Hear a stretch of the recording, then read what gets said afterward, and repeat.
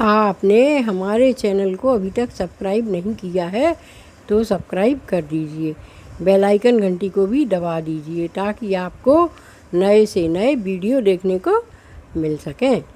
आज मैं आपको भोले बाबा का बड़ा ही सुंदर एक कहानी सुना रही हूँ। जय भोले भंडारी बाबा, जय भोले भंडारी, जय भोले भंडारी बाबा, जय भोले भंडारी। एक समय की बात है कि एक ब्राह्मण देवता थे। उनके यहाँ 7 पुत्र उत्पन्न हुए, लेकिन उनके 7 पुत्रों की मृत्यु हो गई। वो बड़े दुखी रहते थे और अब उनको वृद्धावस्था भी प्राप्त हो रही थी। एक दिन उन्होंने कहा कि हम क्या करें, हमारे तो बहू भी नहीं आएगी, लड़का नहीं है तो उन्होंने सोचा कि चलो कोई लड़की ढूंढते हैं, शायद कोई अपनी लड़की दे दे।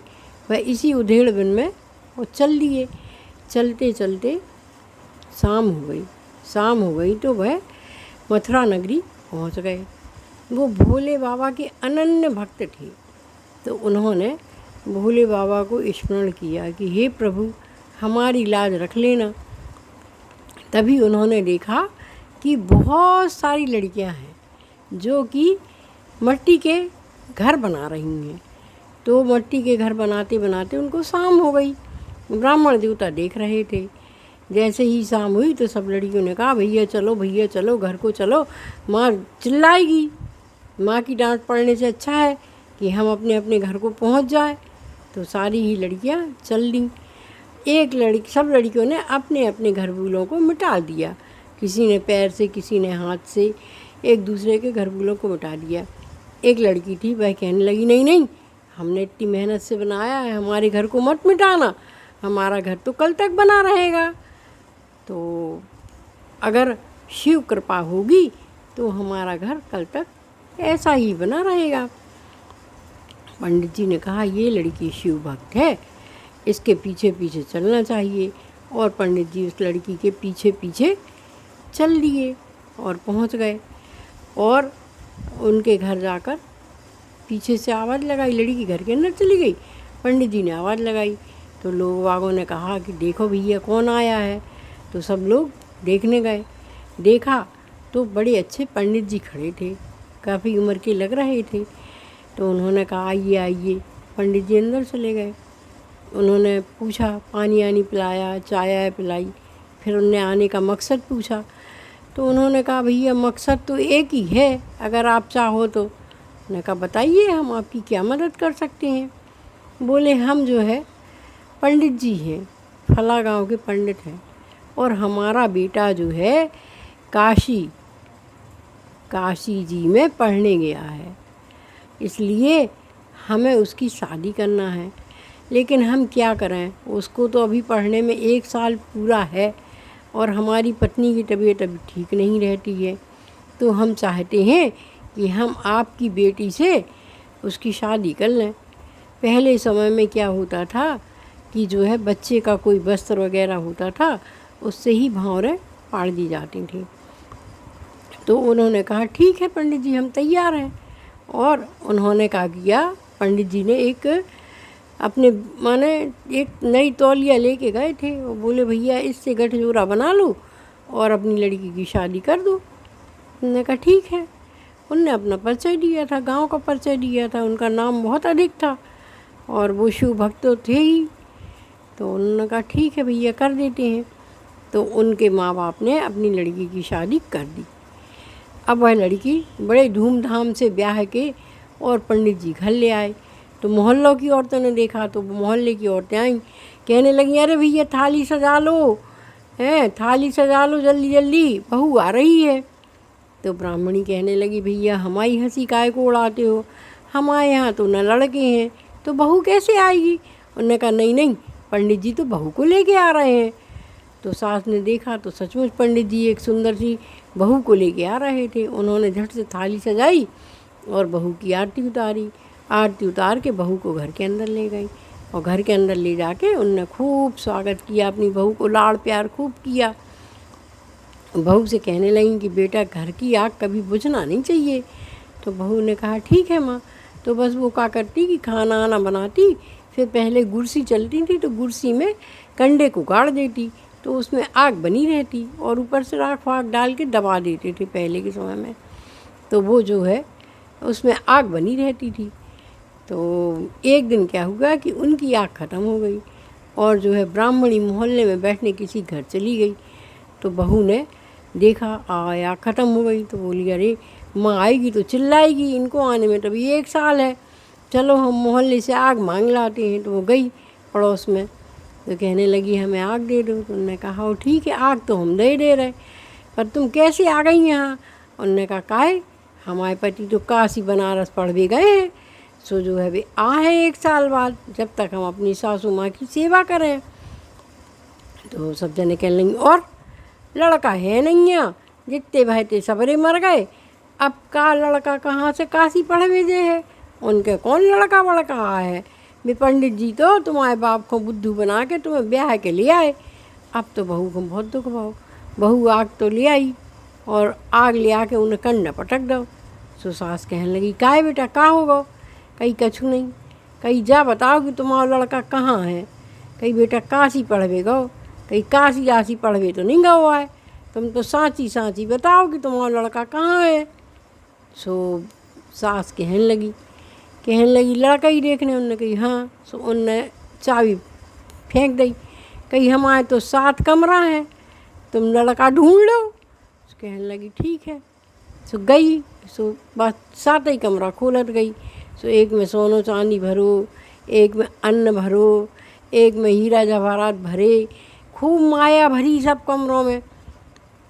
अब बस 7वें कमरा में पहुंची, सो वो कमरा में 7 लाशें टिकी।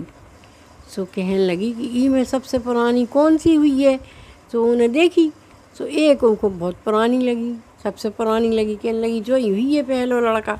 सो उन्हें क्या करो कि जो है धीरे से वह लाश को उठाई और चल रही।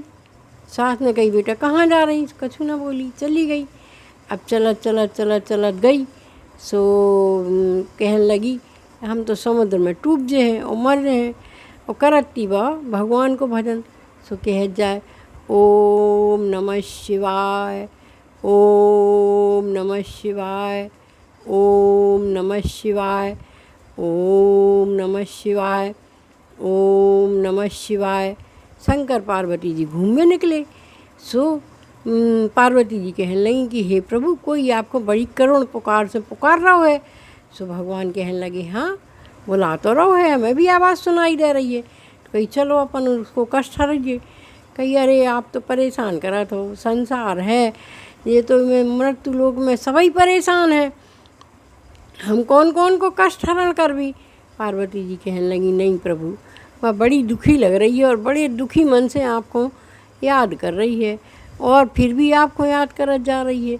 ओम नमः शिवाय, ओम नमः शिवाय। भोले बाबा बोले ठीक है आपको मानने तो है ही नहीं है, चलो। सो चली। सो गए पार्वती और भोले बाबा। सुनने की बेटा का कष्ट है? कहने लगी अरे अब हमारा कष्ट आप का सुनो। कही अरे बताओ तो कछु घुमाओ करवे को हुई तो हम कर दें। अरे कहने लगी जब भोले बाबा जिनको हम इतनी पूजा करत हैं, उनको 24 घंटा जपत हैं, उनने हमारे संगे कछु नहीं करो तो तुम क्या करो? कही अरे बेटा बता तो दो। कहने लगी ठीक है तो आप इतना पूछ रही तो हम बताए नहीं रहे, हमारे से सुनने हमें धोखो के ब्याह कर लो। उनके साथ वो लड़का मर गए थे और फिर भी वे हमें ब्याह ले आए। कही अरे हमारा लड़का काशी पंडिताई पढ़वेगा हुए, और हमें उनने जो है उनकी तौलिया से ब्याह करके और घरे ले आए। अब उनको मैं सबसे पुरानो जोनों में लगू लड़का बोले कि मैं आ गई। अब ई लड़का को ले जाके और जो है नदी में कूद जे हैं, सो अपने प्राण दे दे हैं। तो पार्वती जी कहने लगी कि अगर हमें खुद जवा दें तो? कहीं और कुआ जवा सकर इतनी पुरानी लाश? कहने लगी नहीं नहीं हम तो ठीक कर रहे हैं। सो उनने अपनी बाईं हाथ की चिंगड़ी चीरी और जो किंची, सो लड़का ठीक होगा। सो फिर भी जपे ओम नमः शिवाय, ओम नमः शिवाय। अब 2 ही जपन लगी, लड़का भी जपन लगो, बहू भी जपन लगी। तो पार्वती जी बोली भैया इनको ले जाओ अपने घर। कहने लगी और देख तो जो कलयुग को संसार, और तुम कह रही हैं लड़का को लेके अपने घर चली आओ। काहे मोरी का बिल्कुल ही नाक कटाने का है। मोरे सास और मोहल्ला सबई के का जाने कौन को पकड़ ले आई, क्या सबूत है कि जो मोरो ही लड़का है। सो पार्वती जी कहने लगी हाँ जा तो सही कह रहे। तो भोले बाबा आ गए, कहने लगे हमने कही थी ना जो मृत्यु लोक है तो मैं मृत्यु लोक में मृत्यु लोक के आदमियों से बिल्कुल ना जीत पाओ, अब बताओ अब क्या करने। सो पार्वती जी कहने लगी उनसे कि बताओ तुम बेटा क्या करें अब। सो वे कहने लगी पहले तो तुम जो बताओ कि तुम्हारे आओ को है बने तो तुम साधु भेष में हो, और हम तो तुम्हें नहीं पहचान पा रहे, हम तुम्हें अपनी समस्या काय बताएं तुमको आओ। सो शंकर पार्वती ने उनको दर्शन दिए। सो वे पाँव तरंग गिरी, कहने लगी भगवान जब आपने हमारे पति को जीवित कर ही रहो है तो उनके 6 छोटे बच्चों को भैयों को भी ठीक कर दो। तब तो हम मुँह लेके जे हैं कि नहीं तुम्हारे साथ ही लड़का आए जो जिंदा हो गए हैं, तो हमारी कछु माने आपकी भी पूछ हुई है हमारी भी पूछ हुई है, अब हम एक को लेके पहुँच जाएं तो प्रभु आप ही बताओ। है मृत्यु लोक है जो इनमें लोग बाग तरह तरह की बातें कर रहे हैं और आप सहन कर ले होगा आपकी भक्ति की इतनी बदनामी। तो प्रभु कहने लगे हाँ बेटा बात तो सही कह रही हो। बोली जाओ घर है तुम्हारे सब बच्चा जितने उनके हथे सब जिंदा हो जाए। तो बहू आई, तो फिर मोहल्ला की औरतें पहुंची, अरे आरती की थाल सजा लो, आरती की थाल सजा लो। बहू आ गई और बेटा को भी ले आई। तो सास कहने लगी और ऐसो कैसो बेटा, हमारा बेटा तो मर ही गयो, तो कैसो बेटा आए, हमारा जो बेटा न होए हैं काबरा हम कौन को पकड़ ले आई। सो बहू आई पाँव तरंग गिरी, लड़का पाँव तरंग गिरी, कहने लगे हाँ जो ही आपको लड़का है और आपको विश्वास नहीं है तो आप जाके अपने साथ में कमरा में देखो। सो सास ससुर गए देखो, सो भैया उनके सभी बच्चा जितने बच्चा थे सब जिंदा हो गए। सो बहू के पाँव में सास पर गिर पड़ी, कहने लगी बेटा आप जैसी बहू सबको मिले। तब से अपने ते जो नियमा हो गया है बुंदेलखंड में कि जब बहुएँ आती हैं उनकी आरती उतारी जात है तो सास उनके पाँव पकड़ पड़वे के लाने झुकत है कि जा हमारे घर में लक्ष्मी आ गई, हमें कोई पाँव पड़ना चाहिए। तो सास ने उनके पाँव छुए को जैसे ही झुकी तो बहू ने उठा लो, कही नहीं माँ पाप मत ला लो, आपके 7 ही भैया जिंदा हो गए, 7 ही बच्चा, और वो भी शंकर जी की कृपा से। इसे हम सब लोगों को मिलके शंकर जी की पूजा करने हैं। और बैसाख को महीना है सो हमें बड़े धूमधाम से शिव जी को अभिषेक करने हैं और शिव जी की मट्टी की प्रतिमा बनाने हैं, फिर उनको अभिषेक करने हैं। सो उनके पंडित जी बहुत खुश हुए कि हमारे घर में ऐसी शिव भक्त बहू आई है। उनने बड़े अच्छे से खूब उत्साह के साथ और शिव जी की प्रतिमा बनवाई मट्टी की, और फिर उनको अभिषेक करो, फिर उनको जल में विसर्जन करो। और शिव जी बहुत प्रसन्न भये और उनके घर में खूब धन धान की वृद्धि हो गई। इसे भैया हमें शिव जी की पूजा तो करते ही रहना चाहिए। बैसाख के महीने में और सावन के महीने में विशेष रूप से शिव पूजा की जाती है। और जब जब शिव चतुर्दशी पड़ती है तब हमें शिव जी की पूजा अवश्य ही करना चाहिए। आपको भी शिव की कृपा प्राप्त होगी।